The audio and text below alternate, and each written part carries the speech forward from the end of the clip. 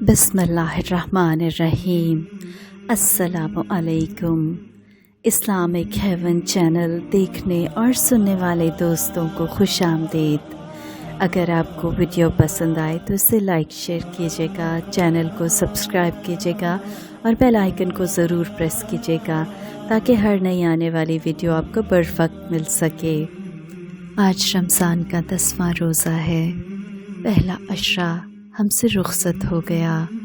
हम जो शिद्दत से रमज़ान का इंतज़ार करते हैं मगर वो इस तेज़ी से रुखसत होता है कि पता भी नहीं चलता, मगर साथ ही ये अशरा हमें बहुत सा अज्र व सवाब देकर जा रहा है।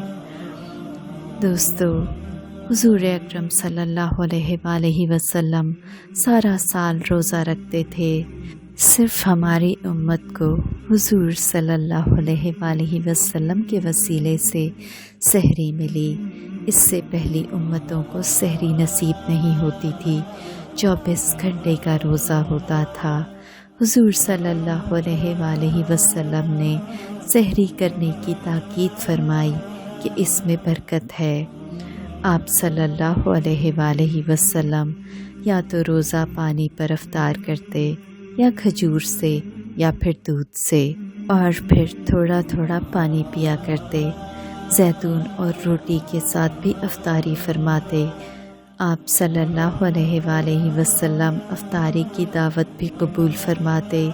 जब कोई सहाबी रज़ियल्लाहु ताला अन्हु आपको अफ्तारी पर बुलाते तो आप जाया करते, और अफ्तारी करवाना या करना हमारे नबी सल्लल्लाहु अलैहि वसल्लम की सुन्नत है।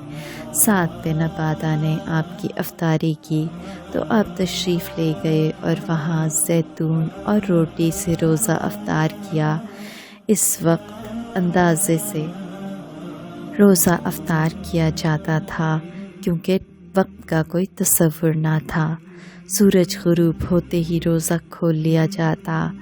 एक रोज़ बादल थे, अंदाज़े से सब ने रोज़ा खोल लिया, लेकिन जैसे ही बादल हटे तो पता चला कि सूरज अभी तक मौजूद था और सब ने रोज़ा खोल लिया था। लिहाजा शव्वाल में इस रोज़े का एहतमाम किया गया और उसकी क़ज़ा रखी गई। दोस्तों, आज इस अशरे का आखिरी रोज़ा है। यकीनन इसमें हमने बहुत सी इबादत की हैं। दोस्तों, इस अशरे में कमाए गए तमाम अज्र व सवाब और खैर को तमाम उम्मत जो गुज़र गई, जो है, जो आने वाली है, उन सब में तक़सीम कर दीजिए। दुआ को सिर्फ़ अपने तक महदूद न रखें बल्कि उसे फैलाएं। तमाम उम्मत में इससे वही अज्र व सवाब न सिर्फ़ उस उम्मत को मिल जाएगा बल्कि उससे कई गुना बढ़कर आपकी तरफ वापस आ जाएगा।